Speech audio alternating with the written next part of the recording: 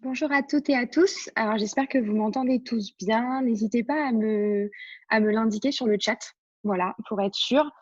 En attendant que tous les participants arrivent, je vais vous présenter justement, le programme, du festival online de la data. Donc nous avons plusieurs dates à vous annoncer. Donc comme vous le savez, aujourd'hui, vous êtes présents pour le webinaire sur la sensibilisation à la data vise. Donc ce sera une présentation faite par Franck, qui est consultant à la Signal Team. Pour les prochains, webinaires, donc, nous avons, la date du jeudi 4 juin. Donc on va vous présenter justement Debezium, qui est une plateforme distribuée open source pour le CDC et en plus de ça, on vous fera une petite démo. Pour le jeudi 11 juin, donc à 15 h, vous allez découvrir comment bien collecter et présenter les données pour transmettre un maximum d'informations.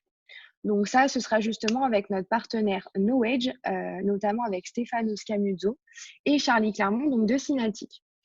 Pour le jeudi 18 juin, donc à 15 h, ce sera un webinaire avec notre partenaire Trifacta.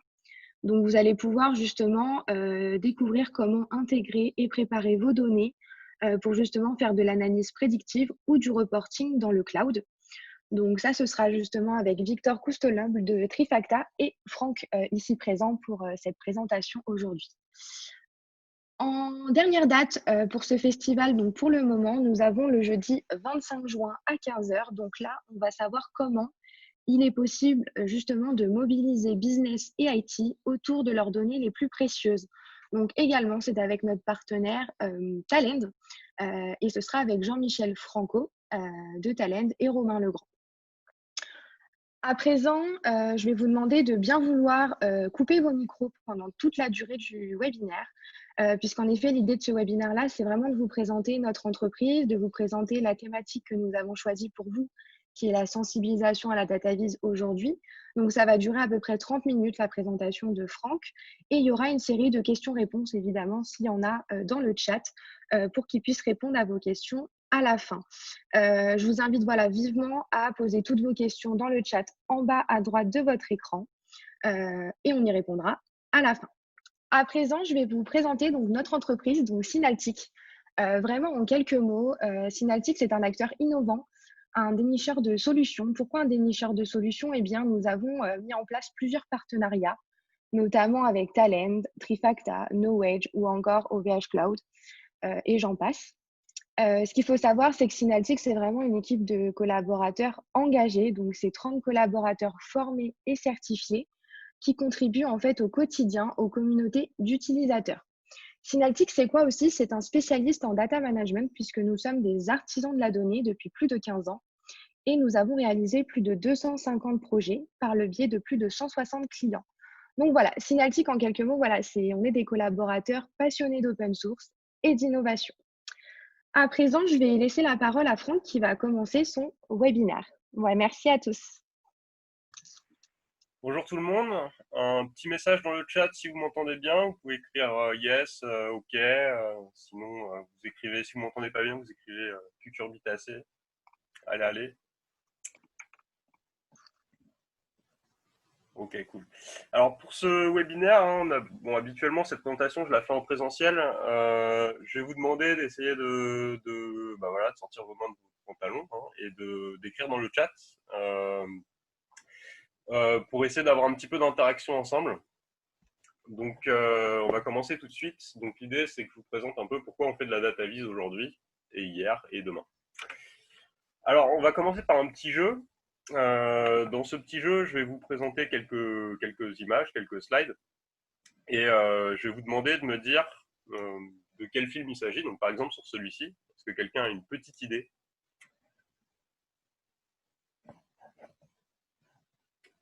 Allez, soyez pas timide, allez. Un petit indice, hein, c'est un film des années 80, perdu. Donc c'est le film Wargame. Alors on va faire un petit peu plus simple, un peu plus récent. On va réviser votre culture cinématographique.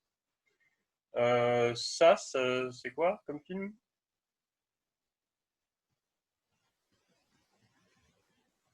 Ouais, Iron Man, bien vu. Là, on est sur quel film? Ouais, Avatar. Encore un. Personne là, celui-là? Oh, il est facile. Ouais, Avengers. Et là, peut-être, ça parlera à des gens un peu plus âgés, peut-être. Alors, pourquoi je vous montre ça? Bah, la raison, elle est assez simple, en fait. C'est que dans toutes ces images, en fait, il y avait de la data visualisation, en fait. Alors, maintenant, de manière moderne, ils font ça sur des écrans un peu transparents. Mais voilà, sur des films et des séries un peu plus anciennes, comme effectivement K2000, Star Wars, etc., Knight Rider, et ben, on avait des visualisations sur un fond noir. Et en fait, c'était une sorte de fantasme depuis déjà un petit moment, le fait de pouvoir piloter des choses grâce aux données. Et donc, on avait plein d'écrans sur fond noir ou fond transparent avec un tas d'indicateurs pour pouvoir prendre des décisions. Et donc ça, c'est pour vous dire qu'en fait, c'est pas nouveau de faire de la data visualisation et c'était peut-être de l'ordre du fantasme à un moment donné, mais aujourd'hui, c'est bel et bien quelque chose qu'on fait au quotidien. Alors, je vous ai mis un petit screenshot des top compétences de LinkedIn en 2017, parmi lesquelles on retrouve donc tout ce qui est analyse de données, data mining, et aussi data presentation, donc la présentation de données, qui peut s'apparaître à la data visualisation également. Et si vous allez faire un petit tour sur les offres d'emploi, vous verrez qu'il y a de plus en plus d'offres d'emploi qui demandent des compétences ou des technologies liées à la data visualisation. Si on regarde en 2020, donc là il y en a 3 dans le top 10 qui sont Analytical Reasoning, Business Analysis et Scientific Computing. Et en fait tout ça, bah, ça s'appuie également sur la data visualisation. Pourquoi? Parce qu'à un moment donné, bah, il va falloir restituer, rendre compte de ces données et les présenter. Et donc, du coup, mon but, là, pendant une demi-heure, ça va être d'essayer de vous convaincre de l'intérêt que ça a de les présenter de manière correcte, si ce n'est pas déjà quelque chose d'acquis pour vous. Alors, un petit peu de background, un petit peu de qui je suis. Donc, je m'appelle Franck Nguyen, donc je suis consultant en particulier sur les aspects data vis et business intelligence chez Synaltic. Et à l'origine, je suis pas du tout informaticien, je suis cartographe. Donc, moi, la data vis, c'était de faire des cartes et de représenter des données dessus. Donc, bon, maintenant, j'ai un petit peu diversifié mon panel de compétences et je m'occupe d'un peu tout type de données. Donc à la base cartographe géomaticien et depuis 2015 data analyst avec une grande période chez Synaptic. Alors commençons. Pourquoi c'est efficace? Alors je vais vous montrer une petite vidéo, ça va peut-être un peu ramer, mais essayez de suivre. Et je vais vous demander, donc là il va y avoir des gens qui vont faire des passes, ils jouent au basket, et je vais vous demander de savoir combien de passes ils font dans l'équipe blanche.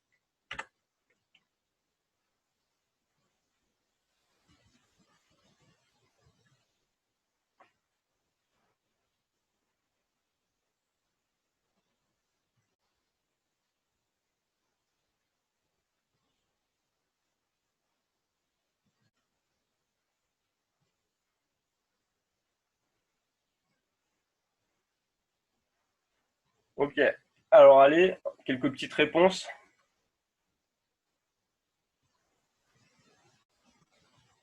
9, 14, 13, bon tout le monde n'est pas d'accord déjà, hein. 12.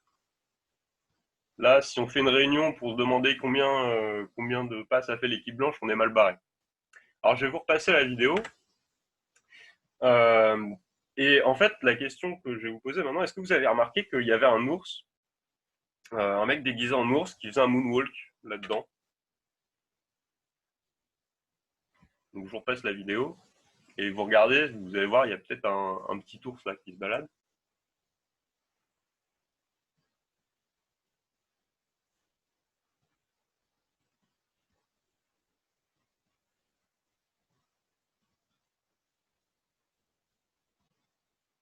Yes, tout le monde l'a vu. Et donc en fait ça, pourquoi je vous montre ça? Parce que c'était une publicité de l'agence de transport londonienne qui avait fait donc cette pub pour sensibiliser les automobilistes à faire attention au vélo, tout simplement parce que c'est facile de rater quelque chose qu'on ne cherche pas. Et donc du coup, si on est occupé à regarder tout ce qui est les panneaux de signalisation, les feux rouges, les autres usagers de la route, et qu'on ne regarde pas les vélos, on ne les cherche pas, bah, on a toutes les chances d'en renverser. Alors pourquoi faire de la data vis? Bah, déjà parce que 70% de l'information qu'on capte, on la capte via les yeux, donc, via notre sens de la vue, sauf si vous êtes aveugle, mais auquel cas, a priori, vous n'êtes pas là. Donc du coup, c'est pas très grave. Et les autres sens, donc l'ouïe, l'odorat, le toucher, etc., bah, c'est que 30% de l'information qu'on capte. Quand on est doté de la vue, bien évidemment. Donc du coup, c'est très important en fait de faire quelque chose de visuellement pertinent et adapté, dans la mesure où la principale source de captation de cette information, ça va être vos yeux. Maintenant, je vais vous présenter cette visualisation-là. Est-ce que quelqu'un l'a déjà vue? Vous pouvez me mettre oui, non. Oui, bah Clélia, je sais que tu l'as vue, toi. Ah ah. Ok. Donc du coup, en fait, c'est une visualisation qui est assez intéressante. Ça a été réalisé par Charles Minard en 1869, pardon. En fait, c'est une sorte de pionnier de la data visualisation, ce type-là. Et je vais vous raconter un petit peu l'histoire. Mais avant tout, en fait, ce qu'il faut se rappeler, ce qu'il faut voir, c'est que c'est une visualisation qui présente en fait la campagne napoléonienne pour envahir la Russie. Donc, qu'est-ce qui se passe si je prends la France en 1801? Donc en 1801, ça ressemble à peu près à ça. Normalement, on a l'Alsace et la Lorraine, tout va bien. Et ensuite, Napoléon, il entame une bonne partie de ses travaux, hein, à savoir conquérir le monde, ou en tout cas l'Europe. Et donc en 1812, l'Empire français, ça ressemble à peu près à ça. Et puis ça pousse un peu de l'autre côté parce que ça va aller en Russie. Okay. Alors en 2020, hein, pour rappel, on en est là, hein, pour ceux qui n'ont pas bien suivi ce qui s'est passé ensuite. Donc ça ne s'est pas forcément très bien passé. En 2019, c'est écrit, mais en 2020, ça n'a pas changé. Hein, rassurez-vous, vous n'avez rien loupé si vous étiez dans le coma. Donc je reviens sur cette visualisation-là. Donc qu'est-ce qui se passe? Il se passe que en 1812, Napoléon il décide d'aller attaquer la Russie. Il veut conquérir la Russie. Et donc du coup, vous voyez le gros trait orange. Donc ça démarre en Pologne là. C'est l'état du volume des troupes avec lesquelles Napoléon y part. Okay, et tout à droite, vous avez Moscou. Donc ça, c'est ce qui reste, l'armée qui reste une fois arrivé à Moscou.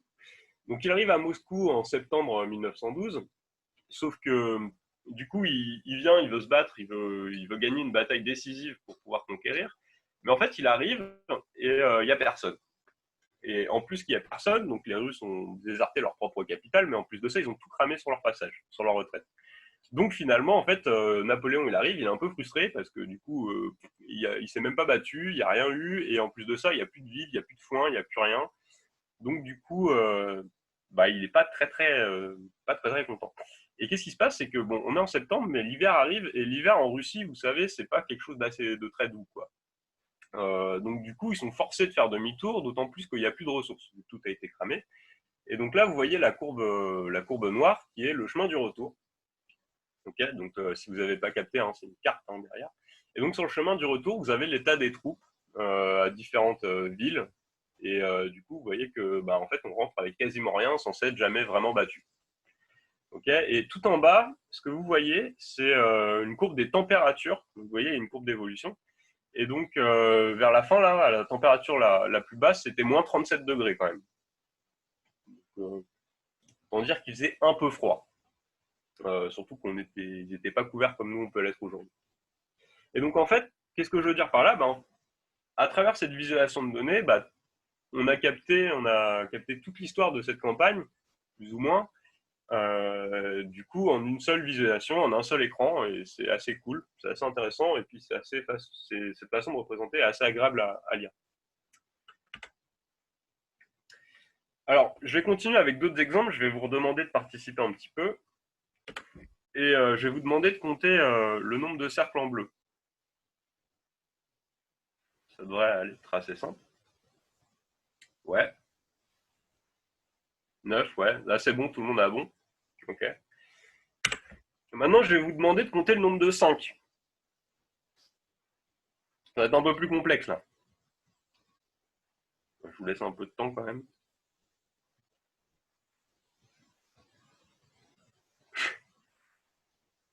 Il faut être un peu plus coopératif là. 42, ouais, c'est pas mal. Bon,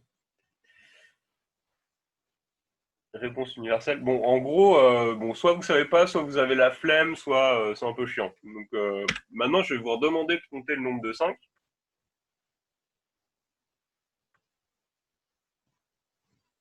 6, ouais.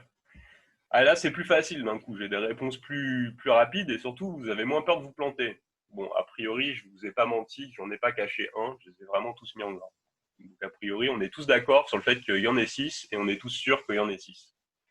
Ok. Donc du coup, juste avec ce petit trick, cette petite astuce visuelle, je vais vous montrer que, enfin, j'arrive à montrer que c'est plus efficace de montrer quelque chose de manière visuelle. Alors ça, c'est pas forcément le plus joli, mais effectivement, si je vous montre après ce tableau de chiffres-là, tout bête, avec juste un produit A, un produit B et des années, bah, si je vous laisse 5 minutes, vous allez tous pouvoir imaginer des façons visuelles de le représenter. Et alors souvent, ce qu'on va me dire au début, c'est je vois bien un histogramme, je vois bien une courbe d'évolution, mais en fait, avec ce jeu de données-là, bah, des types de visualisation, vous pouvez en faire un paquet, enfin vraiment plein, plus que ce qu'il y a là. Ça dépend de ce que vous voulez montrer, ça dépend de ce que vous recherchez et de la question que vous posez.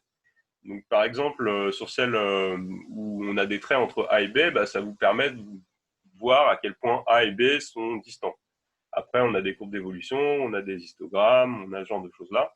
Et des types de visualisation, bah, en fait, il y en a plein à partir de jeux de données tout bêtes. Ça dépend de ce qu'on veut montrer. Alors, un dernier exemple pour les plus sceptiques. Donc ça s'appelle le quartet d'Encombe. Donc Encombe, c'est Francis Encombe. Il n'était pas français, il était britannique. Et en 1973, ce qu'il a fait, c'est qu'il a mis au point ces datasets-là. Donc je vous laisse les regarder un peu. Dataset très simple, hein, 4 datasets avec X, Y. Je vous la fais courte. Hein. Sur les 3 premiers datasets, les X sont les mêmes. Sur le dataset 4, c'est pas tout à fait pareil. Et les Y, par contre, ça varie tout le temps. Et donc pourquoi il a fait ça, Francis Encombe? Eh ben, tout simplement pour dire, il était statisticien. Pour dire, en fait, c'est bien de faire des études statistiques et tout ça, mais avant tout, pour pouvoir se rendre compte de nos données et du biais qu'il peut y avoir dans nos calculs statistiques, c'est bien de les représenter. Parce qu'effectivement, sur ces 4 datasets, la moyenne de X, c'est 9, la variance de X, c'est 11, la moyenne de Y, c'est 7,5, la variance de Y, c'est à peu près la même chose, c'est 4,1, la corrélation de R, donc la corrélation entre les deux variables X et Y, c'est 0,8, et la droite de régression linéaire, c'est pareil, c'est la même. Okay. En revanche, si on les représente de manière graphique, ça ne nous dit pas du tout la même chose. Donc le dataset 1, on voit que ça monte. Le dataset 2, ça a monté, mais ça redescend. Le dataset 3, il y a une sorte d'anomalie là au-dessus de 12. Le dataset 4, il y a une grosse anomalie sur le X à 17,5. Donc du coup, voilà. Le fait de le représenter de manière visuelle, ça ne nous dit pas du tout la même chose. Et dans nos métiers, enfin dans les métiers par exemple de l'industrie, si on était en train de voir du calibrage de machines par exemple, et du coup on n'en tirerait pas du tout les mêmes conclusions. Et là, c'est très très clair. Par rapport au tableau, on arrive bien à identifier le ou les points qui dérivent de ce qui devrait être. Alors, est-ce si simple dans les faits? Parce que là, je vous montre des petites visualisations, des petits trucs mignons, quoi. Mais est-ce qu'aujourd'hui, moi, je vous ai dit, je ne suis pas informaticien à la base. Est-ce qu'aujourd'hui, on a les outils qui nous permettent de faire de la data vise de manière assez simple et d'en tirer dans le business quelque chose d'intéressant? Alors la réponse, évidemment, sinon je ne ferai pas ce webinaire, c'est oui. Voilà. Et donc je vais vous faire une petite démo d'un outil qui s'appelle Tableau, mais il y en a d'autres. Voilà. Hop, est-ce que vous voyez tous mon écran? C'est un peu plus austère là d'un coup. Ouais. Alors du coup, j'ai un jeu de données, c'est un jeu de données de commande en fait d'un supermarché. Donc là, on voit qu'il y a une date de commande, il y a une type d'envoi, il y a des clients, leur segment de marché, des États, parce que ça se passe aux États-Unis, catégories de produits, des montants des ventes, etc., etc. Alors, la première question qu'on peut se poser, c'est quels sont les états pour lesquels j'ai des gains ou des pertes en termes de profit. Donc, du coup, je vais afficher mes états, mon profit, enfin, c'est un peu joli, et j'observe très rapidement que j'ai des états sur lesquels ça se passe bien, donc les états qui sont plutôt de couleur bleue, tels que New York, la Californie, et des états où ça se passe moins bien, typiquement le Texas où je perds pas mal d'argent, la Floride, etc. Donc le Colorado, etc., etc. Donc ça déjà j'ai une première réponse rapide. Ensuite, ce que je peux me poser comme question, quelle est l'évolution de mes ventes? Est-ce que globalement mes ventes sont en augmentation, en baisse et idem pour le profit? Donc je peux afficher mes mois, mes ventes, mon profit. Hop, voilà. Donc très vite, on va rajouter une petite courbe de tendance, ça fait toujours bien. Hop. Et donc très vite, ce que je peux observer du coup, c'est que effectivement j'ai des ventes et du profit qui sont plutôt en augmentation. Donc ça c'est quelque chose de plutôt positif. C'est plutôt assez bien. Troisième question que je peux me poser, c'est est-ce que je performe de manière plus ou moins égale selon les produits les catégories de produits que je vais avoir dans mes ventes. Donc du coup, je vais afficher mes sous-catégories de produits. Je vais mettre le profit en couleur, les ventes en taille, et je vais afficher les valeurs. Hop. Donc je vois très vite que du coup, les sous-catégories de produits phares, c'est les téléphones, sur lesquels je réalise beaucoup de CA, je gagne beaucoup d'argent, pardon. En revanche, sur les tables, je fais quand même pas mal de CA, mais je perds pas mal d'argent au global. Et voilà, pour les chaises, globalement, je gagne de l'argent. C'est très important, regardez bien cette catégorie de produits-là. Alors, du coup, je pourrais vouloir aller dans le détail, voir qu'est-ce qui se passe au niveau des produits eux-mêmes. Donc c'est ce qu'on va faire. Et pour ça, je vais utiliser un nuage de points. Pourquoi? Parce que c'est une bonne façon de voir rapidement quels sont les produits qui fonctionnent bien et ceux qui ne fonctionnent pas. Donc on va faire ça. Hop. Tac. Donc là très vite je me rends compte que ce produit là c'est mon produit phare, celui où je gagne beaucoup d'argent et j'en vends beaucoup. En tout cas je réalise un bon CA et je gagne beaucoup d'argent.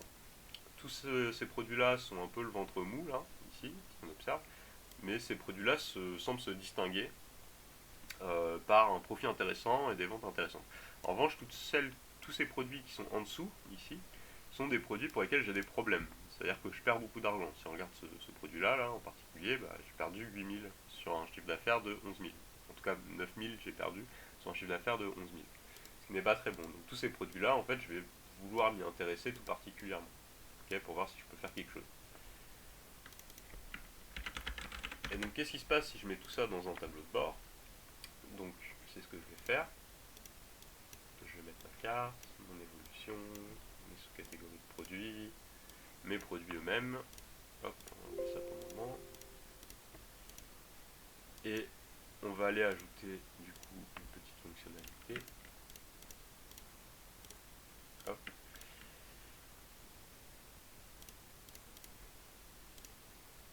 Donc, je vois qu'au global c'est plutôt bon. Maintenant, si je m'intéresse encore à mon exemple du Texas où je perdais de l'argent, j'observe que tous les produits qui étaient qui étaient en bleu, en tout cas je gagne toujours de l'argent sur les téléphones, mais il y a beaucoup de produits qui sont passés en orange, voire en rouge, et donc sur lesquels je perds de l'argent. Je vois que plus je vends, plus je perds, donc ce qui n'est pas très bon. Et je vois ici que les produits que je vends, globalement, je perds pas mal d'argent. Donc on peut s'intéresser par exemple aux binders, là où je perds le plus d'argent. Et il y a ce produit-là en particulier pour lequel je perds vraiment énormément d'argent. Donc j'en ai vendu 12. J'ai fait un moins 5500 pour un chiffre d'affaires de 3000. Donc je peux vouloir m'intéresser à ce produit-là en particulier. Alors je vais vous afficher du coup la fenêtre. Voilà. Donc qu'est-ce qui se passe sur ce produit-là? Je vois que j'en ai vendu par exemple à Luc Foster en 2016. que j'en ai vendu 8 pour un chiffre d'affaires de 2000. J'ai perdu 3700. Et en fait, il y a eu un discount qui a été appliqué de 80%. Donc il faut que j'aille m'intéresser soit au client, soit au commercial avec qui est en relation pour comprendre ce qui s'est passé plus précisément. Donc là, c'est le détail des lignes qu'on voit ici. Okay. Donc je vais mettre le tableau de bord en grand pour qu'on le voit bien. Faire un deuxième exemple, si je m'intéresse par exemple à la Floride, je vois que là c'est plutôt sur les machines que je perds de l'argent, et j'en perds vraiment beaucoup. Okay. Ensuite, je vois que sur les téléphones ça marche toujours bien. En revanche, si je m'intéresse par exemple à la Californie, là où ça fonctionne bien, je vois que là j'ai une belle courbe d'évolution, où plus je vends, plus je gagne, donc c'est bien. Je gagne de l'argent sur à peu près tous les produits sauf les tables, où je perds de l'argent, et là j'ai mon profil de vente de produits qui se comporte plutôt bien. Voilà, tout est plutôt au-dessus, à part ce produit-là, sur lequel peut-être il faut que je m'intéresse. Voilà, donc à présent, j'espère vous avoir convaincu de l'intérêt de l'exploration visuelle des données, en tout cas le fait qu'on puisse rapidement obtenir des informations euh, en interagissant avec des données de manière visuelle. À présent, on va prendre quelques questions et on va conclure rapidement sur l'intérêt de la data. Merci à tous. Au niveau, donc je fais un petit rappel pour ceux qui n'étaient pas là au début de la présentation. Donc au niveau des prochaines dates du Festival Online de la Data, donc vous pouvez nous retrouver la semaine prochaine, donc le 4 juin à 15h. Donc on vous présentera Debezium, le CDC open source en temps réel. Vous aurez une petite démo également. Par la suite, il y aura le 11 juin, donc à 15h, donc c'est toujours les jeudis. Donc ce sera Knowledge, toute la BI en open source. Le 18 juin à 15h, la préparation de données rapides et agiles dans les clouds, AWS, Azure et Google, donc avec Trifacta. Et le 25 juin à 15h, donc ce sera comment mobiliser business et IT autour de leurs données les plus précieuses. Donc ce sera avec Talend, notre partenaire. Donc voilà, on tient à vous remercier pour votre participation au webinaire et pour avoir répondu à toutes ces questions de Franck qui vous a posées pendant sa présentation. Et je vous dis à très bientôt.